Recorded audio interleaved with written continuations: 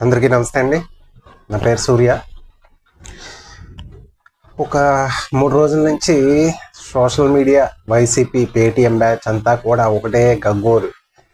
విధ్వంసం సృష్టించేస్తున్నారు, విధ్వంసం విధ్వంసం కూలగొట్టేస్తున్నారు అంటే ప్రభుత్వ ఆస్తులు దోపిడీ చేసేసి మీరు ఇష్టం వచ్చినట్టు మీరు బంగ్లాలు పెద్ద పెద్ద ప్యాలెస్లు కట్టుకుని మీ పార్టీ ఆఫీసుల పేరుతోటి వాటిని కూలగొట్టేస్తే ప్రజలకు ఆనందమే తప్ప నువ్వు ప్రభుత్వ భూములు దోచేసుకో నువ్వు అధికారంలో ఉన్నావు కాబట్టి అని చెప్పి ఏ ప్రజలు కోరుకోరు.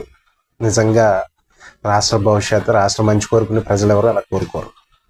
వాళ్ళు కట్టుకున్నారు, మేము కట్టుకున్నాం. మరి 5 సంవత్సరాలు ఏం పీకారు మీరు? గత 5 సంవత్సరాల నుంచి ఏం పీకుతున్నారు?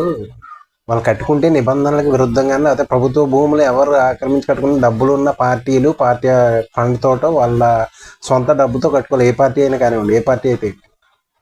మరి వాళ్ళు తీసుకున్నప్పుడు వాళ్ళ ఏదైతే 8 జిల్లాల్లోనే ఎన్నో ఆఫీసులు అంటున్నారు వీళ్ళు. మరి అప్పుడు ఏం చేశారంటున్నా? ప్రభుత్వంలో ఉన్నప్పుడు వాటి గురించి ఎందుకు మాట్లాడలేదు? వాటి గురించి ఎందుకు బయటకు తీసుకురాలేదు? అంటే మీరు 24 జిల్లాల్లో కట్టేసుకుందామని ముందు ప్లానింగ్ చేసుకుని వాళ్ళ గురించి మాట్లాడకుండా ఇప్పుడు ఇటువంటి సిచ్యువేషన్ వచ్చినప్పుడు మాట్లాడదామని మాట్లాడుకుంటున్నారా?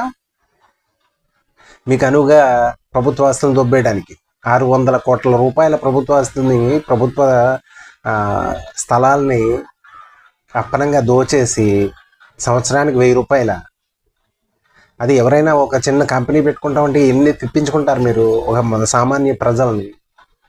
అంటే మీకేంటి? మీకు అధికారం ఉంది కదని మీ ఇష్టం వచ్చినట్టు సంతకాలు పెట్టించేసుకోవడం, మీరు రాయించేసుకోవడం. వాటిని కూలగొట్టేస్తే ప్రజలు వచ్చి మాట్లాడాలి. దేని గురించి మాట్లాడాలి? మీకు నాకు అర్థం కావట్లా. దేని గురించి మాట్లాడాలి ప్రజలు వచ్చి? నీ సొంత భూమి అదేమన్నా సొంతంగా కొనుక్కుని కట్టుకున్నావా? నువ్వు సొంతంగా కొనుక్కుని కట్టుకుని నువ్వు ప్యాలెస్లే కట్టుకుంటావు, ఇంకేం కట్టుకుంటావు కట్టుకో. నీ దగ్గర డబ్బు ఉంది కాబట్టి సొంత భూమి ఉందో. అంతేగాని పర్యాటక ప్రాంతాలను ఆక్రమించేసి నేను ప్యాలెస్లు కట్టుకుంటాను, ప్రభుత్వ భూములను ఆక్రమించేసి నేను పార్టీ ఆఫీసులు ప్యాలెస్లా తయారు చేసుకుంటాను అంటే కుదరదు కదా. అలాగా వాటిని కూలగొట్టేస్తే ప్రభుత్వ భూమి ప్రభుత్వ స్వాధీనం చేసుకుంటే ఆనందమే పడతారు ప్రజలు. దానికి నువ్వు విధ్వంసాలని పేరు పెట్టేసుకుని ఇష్టం వచ్చినట్టు విధ్వంసం చేసేసారు. దాని గురించి ఎవరు పట్టించుకోరు. ఏదో నీ సొంత భూమిలాగా, మీ తాతగారు జాగీర్ లాగా ఇదంతా రాష్ట్రం నీకు రాసి ఇచ్చేసినట్టు నీ ఇష్టం వచ్చినట్టు చేసేసి, ప్రభుత్వ భూమి ప్రజలకు సంబంధించింది, సక్రమంగా ఆదాయ వృద్ధి పెరిగేలాగా, రాష్ట్రానికి ఆదాయం కలిగేలాగా ఏదైనా చర్యలు తీసుకుని వాటికి ఇస్తే ఆనందపడతారు తప్ప నీలాంటి వాళ్ళు రాసేసుకుని అక్రమంగా నేను పార్టీ ఆఫీసులు కట్టుకుంటాను, ప్రజలకేంటో వాటితో సంబంధం కూలగొడితే ఆనందమే పడతారు. అది ఎవరిదైనా సరే, ఎవరు పార్టీ ఆఫీస్ అయినా సరే. ప్రజలకేమో 1 సెంట్ ఇస్తావు, 1 సెంట్లో కట్టేసుకోవాలి. అదేదో దానకర్ణుడిలాగా నేను దానం చేసేసాను.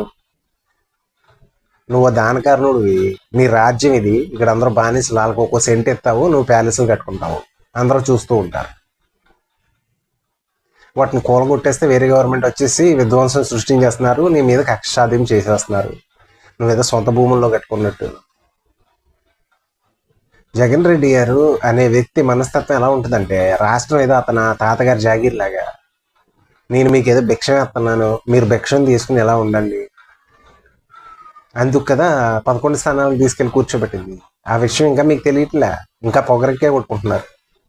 అంటే ప్రభుత్వ భూముల్ని ప్రభుత్వానికి ఆదాయం వచ్చేలాగా ఏదైనా ఉపయోగించాలి తప్ప, లేదంటే ప్రజలకు ఇవ్వాలి. పేద ప్రజలు ఉన్నారు కదా చాలామంది, 1 సెంట్ ఇచ్చే బదులు 3-4 సెంట్లు ఇవ్వు, వాళ్ళు ఇల్లు కట్టుకుంటారు కదా, సక్రమంగా ఉంటారు కదా. చిన్న డబ్బాలో ఎక్కడ ఉండమంటావు? నువ్వు మాత్రం ప్యాలెస్లు కట్టుకుని 1 సెంట్ ఇచ్చో డబ్బా కట్టుకోమంటున్నావు.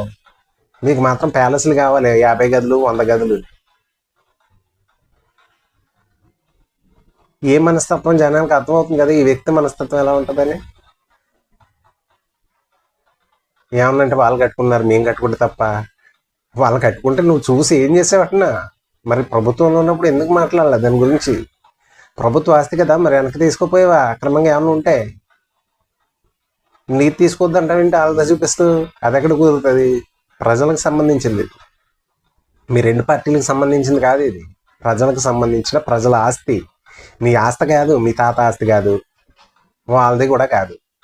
ఏ పార్టీ అయినా సరే ప్రజలకి ఫస్ట్, ప్రజలు మిమ్మల్ని అక్కడ తీసుకెళ్ళి కూర్చోబెట్టింది, వాళ్ళకి సంబంధించిన ఆస్తి నువ్వు దోచేసుకుని ఇంట్లో బిల్డింగ్లు కట్టేసుకుని దాన్ని పడగొడుతుంటే అదేదో విధ్వంసం, పెద్ద పెద్ద పేర్లు పెట్టేసి ఏదో నీ సొంత భూమి సొంత డబ్బు కట్టుకున్నట్టు